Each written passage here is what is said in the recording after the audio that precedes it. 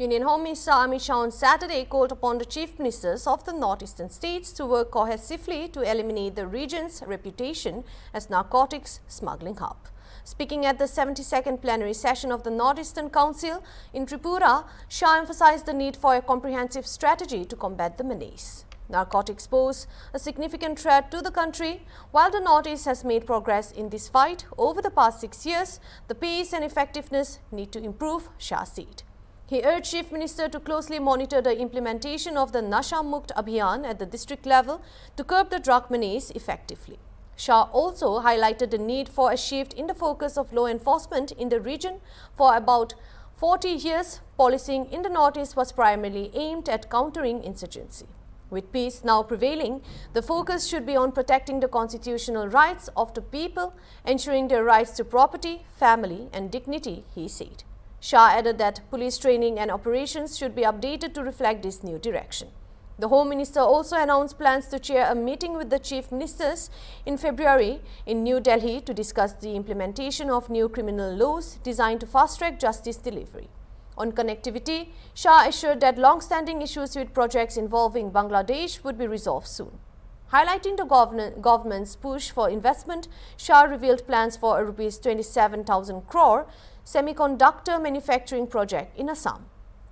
Reflecting on the transformation on the region over the past decade, Shah said peace has returned to the Northeast. Over 10,000 armed insurgents have surrendered and reintegrated into society through 20 peace accords. Tribal languages have gained recognition under the 8th schedule of the Constitution, and the region's unique biodiversity has received greater attention. आने वाले दिनों में विश्व के बाजार में पहुंचा है।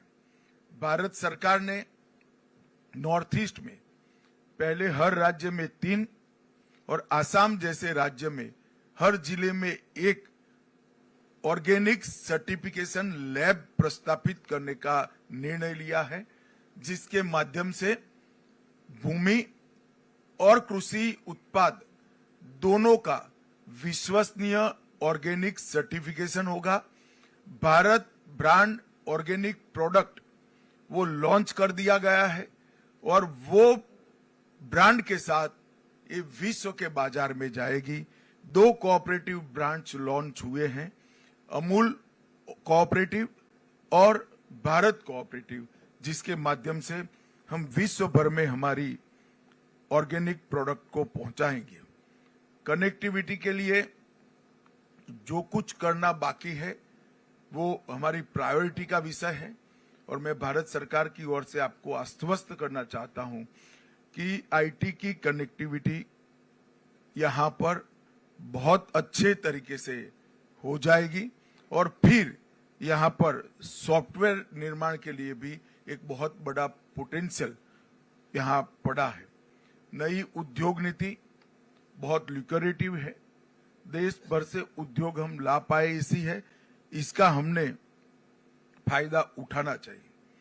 मिशन पाम ऑयल ये नॉर्थ ईस्ट के सभी राज्यों के विकास का एक बहुत बड़ा रास्ता बनने की संभावनाएं मिशन पाम ऑयल के अंदर पड़ी है। देश के अंदर तिलहन का उत्पादन कम है, हम अभी भी एडिबल ऑयल के क्षेत्र में आत्मनिर्भर नहीं है। ये मिशन पाम ऑयल ही हमें आत्मनिर्भर कर सकता है और इसके लिए गुजरात में कुछ जगह टिश्यू कल्चर के प्रयोग भी हो रहे हैं, जो पर्याप्त मात्रा में ज्यादा प्रोडक्ट देने वाले पाम के पौधों का निर्माण भी करेंगे और यहां पर देने का काम भी करेंगे और किसानों को क्रूड पाम ऑयल के मूल्य पर 2% डिफरेंशियल देने का भी भारत सरकार ने आयोजन करा है। अब तक पूर्वोत्तर क्षेत्र में 10 नई तेल मिलों का विकास करने का प्रस्ताव है। मुझे लगता है कि ये हमें फायदा कराएगा। सुरक्षा के क्षेत्र